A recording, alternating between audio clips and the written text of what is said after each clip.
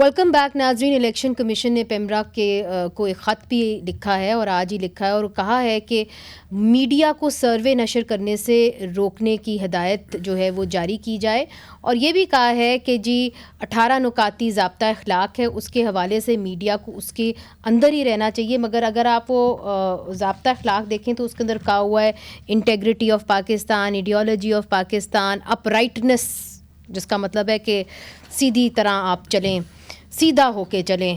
تو یہ ساری چیزوں کا خیال رکھ کے میڈیا نے جو ہے وہ الیکشن کی کوریج کرنی ہے.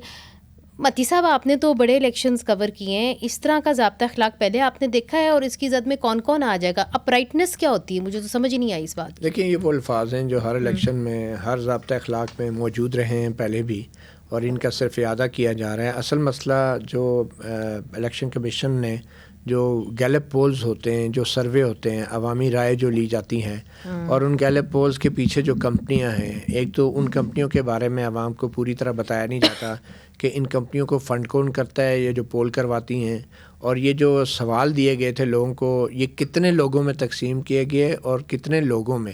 تو اور دوسری طرف ہمارے ٹی وی چینل بھی اس کو غیر اخلاقی طور پہ اس طرح شائع کرتے ہیں جیسے یہ 25 کروڑ عوام کی اکثریت یہ چاہتی ہے, 25 کروڑ عوام کی.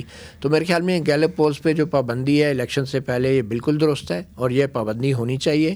اور اگر خبر آپ نے دینی ہے, خاص طور پہ میڈیا کو اجازت نہیں ہونی چاہیے کہ 2000 لوگوں کے انٹرویو کیا ہوا سروے ہے اور وہ کہے کہ پاکستان کی عوام کی اکثریت یہ چاہتی ہے, اور میڈیا پہ بھی اس کی. ایگزٹ پولز جو ہوتے ہیں وہ تو ہر دنیا میں ہر جگہ ہوتے ہیں. نہیں, ایگزٹ پول ڈفرینٹ ہیں, وہ پولنگ اسٹیشن سے ووٹ ڈالنے کے وقت جو لیے جاتے ہیں. Just 18 point code of conduct اگر میں پڑھ دوں, مجاہد صاحب بھی یہاں پہ موجود ہیں, اس کے اندر لکھا ہوا ہے ECP states that the content floated on print electronic media shall not reflect any opinion prejudicial to the ideology, sovereignty, uprightness اور security of Pakistan. یہ تو آئین میں بھی لکھا ہے نا, آرٹیکل 19 کی لینگویج ہے. اچھا ٹھیک ہے, مگر اس کے اوپر انہوں نے واضح کیا ہوا ہے. مجاہد صاحب, اس کی زد میں کون کون آ سکتا ہے اور اس سے میڈیا کے اوپر کیا کوئی قدغن آ سکتی ہے جب وہ الیکشن کور کریں گے, جو کہ آپ کی کریڈیٹیشن چھین سکتے ہیں وہ اگر you are found in violation of this. یہ گیلپ والے اور یہ الگ ہیں, ان کا ہمارا پاس پتہ ہے اور وہ کون لوگ کراتے ہیں. جو میں تو خیر مجھے اتفاق سے یاد ہے کہ میں پچھلے الیکشن میں گیلپ وہ لندن میں تھا جب یہ الیکشن ہو رہے تھے, تو ایگزٹ پول جو تھا وہ بڑی انٹرسٹنگ بات ہے, پتہ نہیں کیسے کرتے ہوں گے کہ رات کے 9 بجकर پتہ نہیں لندن کے ٹائم پہ 49 منٹ پر جو انہوں نے ووٹ دیے تھے اس میں شاید 1 کا فرق تھا. وہی 10 بجے جب الیکشن کے رزلٹ آنے شروع ہوئے لندن میں برطانیہ کے, تو وہی سیم تھے. وہاں تو اس طرح ہوتے ہیں ایگزٹ پول, ہمارے یہاں پتہ نہیں کس طرح کرتے ہیں, ہر ایک سے پوچھتے ہیں. بالکل جی, امریکہ میں بھی ایسے ہوتے ہیں. جی بالکل, بہت ہی بڑا ان کا جو بھی سسٹم ہوگا. نہیں تو یہ جو کوڈ آف کنڈکٹ آیا ہے اس کے مطابق ہم ایگزٹ پولز کر سکتے ہیں کہ نہیں, یہ کلیئر نہیں ہے ابھی, کیونکہ اس کی زد میں تو کوئی کچھ بھی آ سکتا ہے. اب ہم پہ آپ کر بھی لیں تو اس چیختے چنگھاڑتے سوشل میڈیا کا آپ کیا کریں گے؟ ہماری کسی کمپنی کے پاس یہ صلاحیت ہی نہیں ہے ایگزٹ پول کرنے کی, میں آپ کو بتا رہا ہوں کہ اچھا چلیں دیٹس another conversation. مگر میں چاہوں گی کہ فرزانہ کو بھی میں شامل کروں اپنی گفتگو کے اندر. فرزانہ صاحبہ, یہ بھی کہا جا رہا ہے کہ سوشل میڈیا کے اوپر بھی قدغنیں لگنے کا امکان ہے. اب مجھے بتائیے کہ الیکشن سے پہلے اگر آپ یہ ضابطہ اخلاق جاری کرتے ہیں تو پھر اس کے نتیجے میں میڈیا کس حد تک رپورٹنگ کر سکے گا الیکشنز کے اوپر, انتخابات کے اوپر؟